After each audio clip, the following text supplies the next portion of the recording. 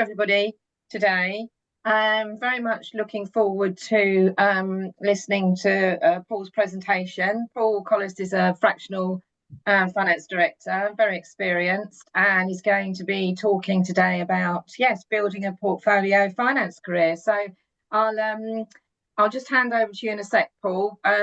We do like to make the session as interactive as possible. So once Paul's finished his presentation, we'll do a sort of Q&A section.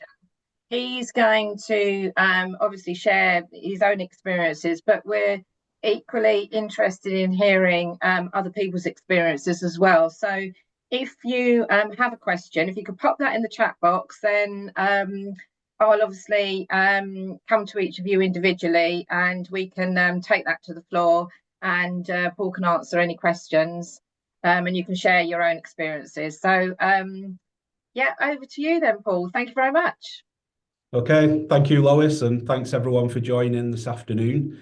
So the aim of this session today is to give you some insight into my own portfolio career, and then at the end, hopefully answer as many questions as possible from yourselves. I'm going to talk for about maybe 15 to 20 minutes, and then we'll open up the floor.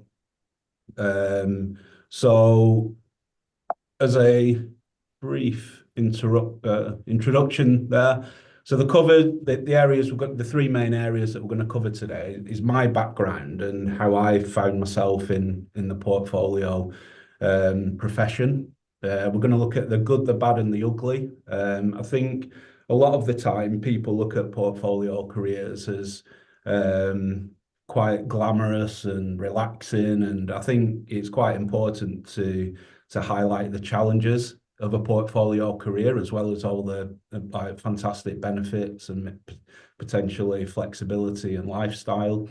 And then I'm going to talk about securing business. Maintaining momentum, it's key that you continue to let people know that you're a portfolio professional, who you're looking to work with, and the industries that you want to work with as well.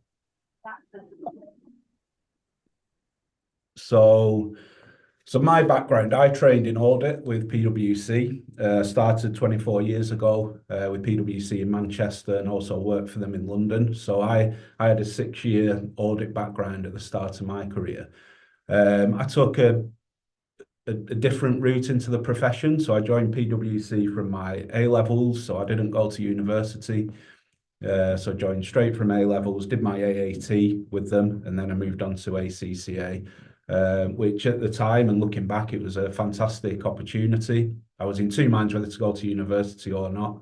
And when the opportunity arose at PwC, it seemed too good to turn down, really. I was in London for about 5 years, where I moved into industry, working with Savills and DTZ as FTSE listed businesses. I then got offered a role. I was looking to move back to the Northwest, actually, in 2010. And Robert Half, the recruitment agency, offered me a role in the Caribbean. So I actually lived and worked in the Turks and Caicos Islands in the Caribbean for 6 years. Initially, that was as a finance manager for a small supermarket chain. And then the last 3 years that I was there, I was actually working as a portfolio FD for small boutique businesses, boutique hotels, bars, restaurants, mainly hospitality type clients, really. I returned to the UK 2016, back to the Northwest where I'm from. And I went into the interim market just to get back into the UK job finance market, really. And for 4 years, I did full-time interim roles between Manchester and London. And then when the pandemic hit, I didn't have any work whatsoever. I was kind of assessing what I wanted to do next. I thought back to the time I'd been working as a fractional FD, and thought I'd give it another go. So from 2020 onwards, I have done a mixture of portfolio and full-time interim roles. But at the moment, I am working with three organisations: a not-for-profit professional services firm and also a tech startup. Okay, so why a portfolio? Why you and why now? So Global Finance magazine reported last year that the CFO within an organization has the shortest tenure within the C-suite, about 3.5 years. That's mainly for listed businesses. But I think a scan of LinkedIn will show you that people are not, senior finance professionals are not staying around for the long term, like 5 to 10 years within organizations. And I think there's a few reasons for that. I think companies are looking for shorter term, more flexible solutions at the moment. With the pandemic, well, Brexit before that, the pandemic, and also global economic uncertainty at the moment. I think companies are looking for shorter term, more flexible solutions, and that's why portfolio FDs or CFOs are required. Why you? Well, if you've been working in finance for, say, 15, 20 years, you've got the skills to serve that demand. I think portfolio careers are on the rise. You see a lot more people doing this type of work. So I think that gives a bit of a backdrop to why businesses want it and why you could be the right person for them. Okay, moving on to the ugly. I think the biggest thing moving from a full-time corporate role to a portfolio career is the change in mindset. You have to be a seller. You have to sell your services, and you have to keep telling people what you're selling. Maybe not to the extent of Del Boy out of Only Fools and Horses, but one thing you could say about Del Boy is he was persistent, and that's what you've got to be. You're ultimately a business owner when you're a portfolio professional. So you've got to tell people what you do and keep telling them and keep selling your services, keep telling people what you're good at. And that can be quite hard for maybe accountants, traditional accountants who may be introverted or enjoy working on their own, or maybe not communicating as much as, say, a salesperson would do or a marketing person. But ultimately, you've got to completely change your mindset and you have to sell. I think the other thing about being your own business, you don't have a guaranteed salary or the employee benefits that you might have enjoyed in your corporate career. You might not have the company car, the private health. It's totally up to you to arrange those things through your own limited company. And then again, you've got to be comfortable by talking about yourself and your career and your successes, and on a regular basis. I'm going to talk about marketing a little bit later. You might join a business club where you present every 2 weeks and you're telling the people that are there the same things until you build a bit of a rapport and people really understand what you do. So I think that covers the ugly side of it. I'm doing this in reverse order, by the way: the ugly, the bad, and then the good.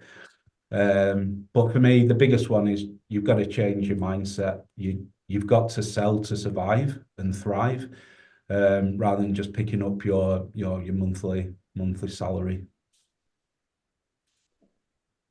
The bad, you've got to build like a support network. So it can be quite lonely being a portfolio finance professional. So rather than being in a corporate role where you might be surrounded by the C-suite or senior management teams who you can bounce ideas off, I think the bad is that you've got to build your own support network. So one of the things I did a couple of years ago is I got a coach, mentor, who I work with. I have a monthly session with him, and it's just a really good way to plan ahead and also look at your successes and your failures.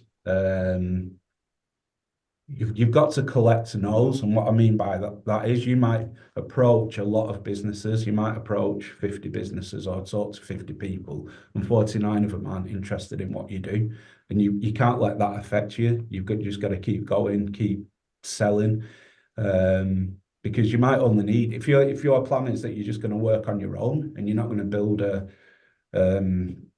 panel of FDs within your business, you might only need 1 or 2 really good contracts to stay busy. So, those 49 no's don't really mean anything. Plus, those people who said no right now might come back to you in a few years' time and say, actually, yeah, we do need your services now. And then the third thing is not all contracts may go well. So you need to be very resilient.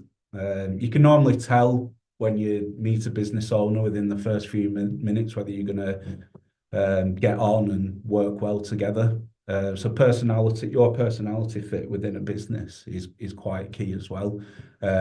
Sometimes it doesn't work out and you've kind of just got to draw a line under it, learn from it and move on.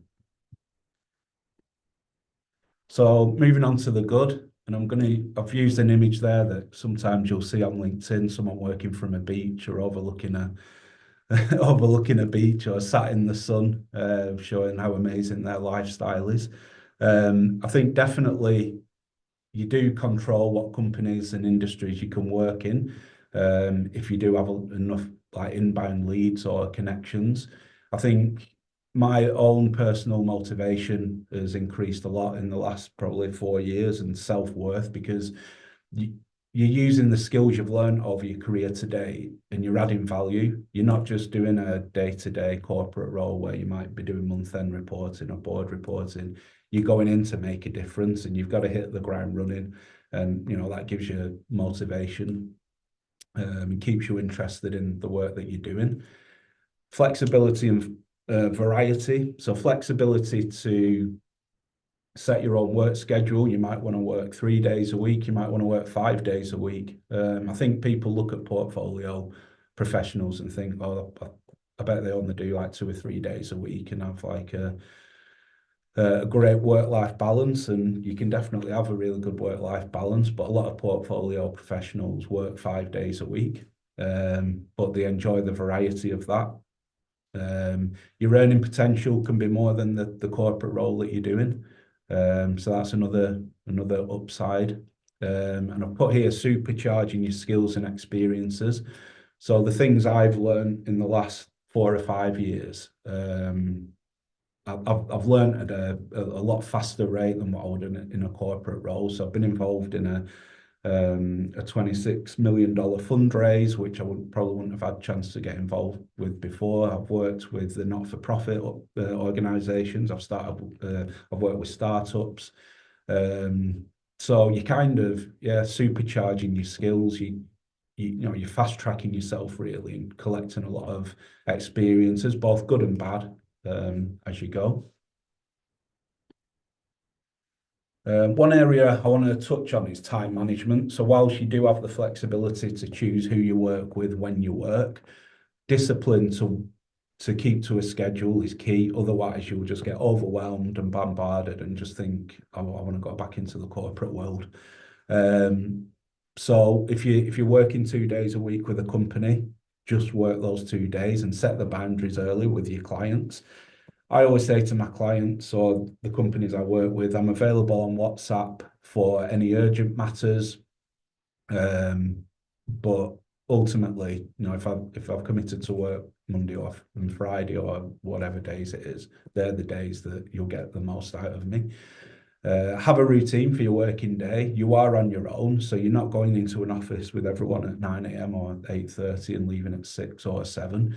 And if you're working from home and have a home office, I think having that separation, finishing work at 6 o'clock, or you might want to start at midday and work it however you want, but you want to avoid burnout, because if you are working on your own, like I say, 1 or 2 clients might keep you busy for a full week. If you're getting 3 or 4 and you don't have that routine and discipline, you could be feeling more burnt out than you were in your corporate role.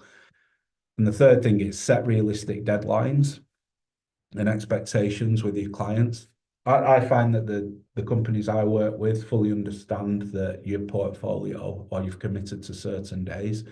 So don't overpromise. And if you're not due to work that day and they ask you to do something, and it's not mega urgent, just push back and just have the confidence in that.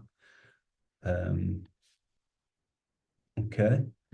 So this is, I don't think there's one way of securing business and building momentum. I think everybody's different. I don't think there's a right or wrong way of doing it. A lot of people do it differently. So I think the first thing is, what is your intention? Do you want to build a firm of fractional FDs, or do you want to work on your own? If you want to build a firm of fractional FDs, I see your role as being sales and marketing rather than doing the actual work.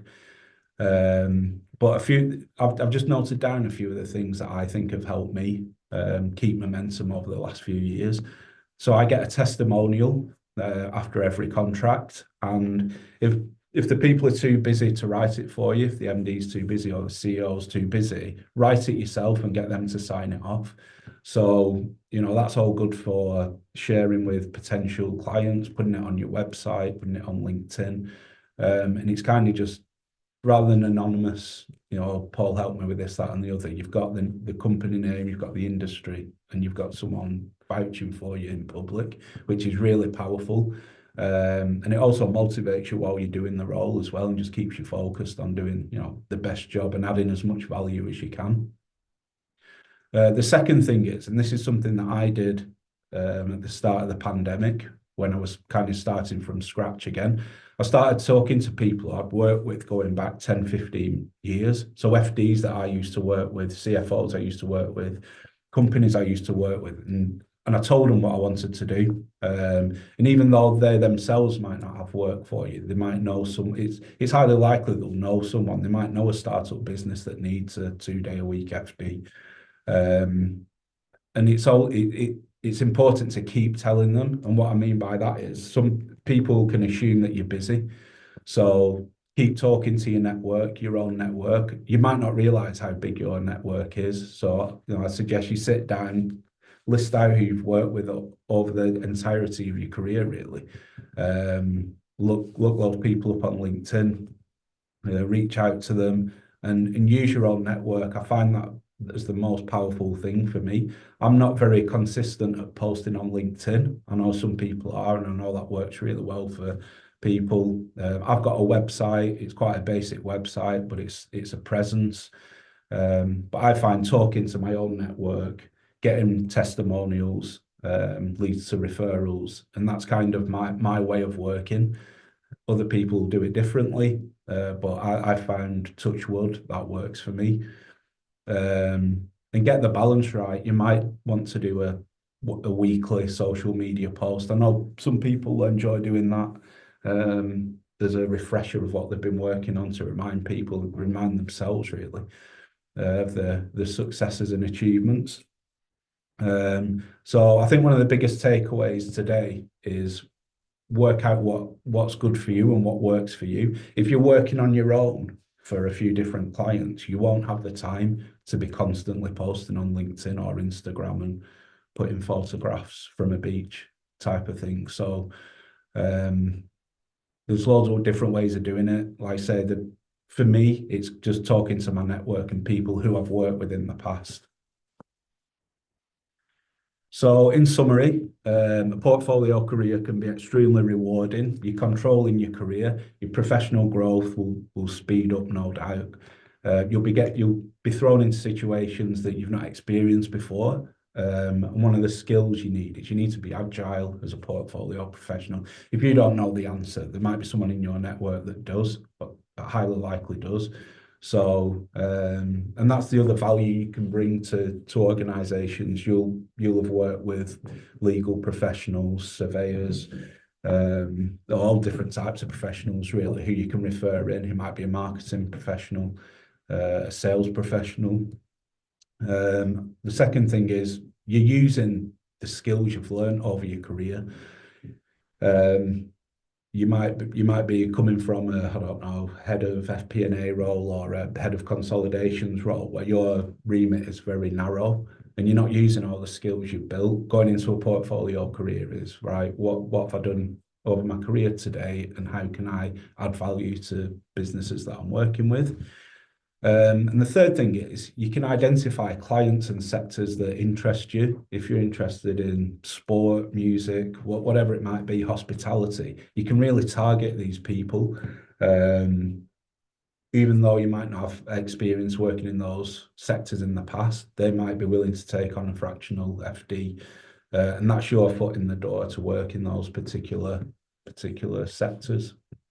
So, like I say, my overall takeaway, I think, that I'd like to give people is there's no right or wrong way of doing it.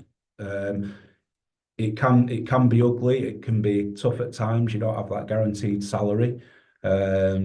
but it's very rewarding as well. And if you like variety, it's a great way to utilize your skills. If you like meeting people and having like a real impact on business, I think a portfolio career can be really rewarding. So thank you for listening today. Thanks for attending. And I think, Lois, are we going to open the floor for questions? Thank you. There's so much to think about, isn't there? So I think we're sort of coming towards the end, but I do want to say thank you very much, Paul, for the time that you've spent with your presentation, and the real quality of information and experiences that you've been able to pass to everybody today. I'm sure, and I hope that everybody that's been able to attend has actually gained some value, and I'm sure they have. It's been really good, so thank you. Thank you, Lois, and yeah, thanks to everyone joining. It's a fantastic turnout. Yes. I've really enjoyed sharing some experiences there. Yeah, that's great. So Christiane is going to send out a thank you email to everybody, but also what should put something that Paul mentioned earlier on in terms of sort of really courting your own network if you have any questions or you want to raise any issues, and courting your peers' experience. And FD Recruit has set up the Eugenie platform, which is an app, a network for finance directors and CFOs, where these conversations quite often continue. And also your peers will raise questions and look for sort of shared experiences. So the information how to sign up to that app will be on the email that Christiane sends out as well. And if you look at the FD events page, FD Recruit events page, you'll see more up and coming presentations. But yeah, once again, thank you, Paul. Thank you, everybody that's able to join today, and hopefully see you all again at the end of March for the next one.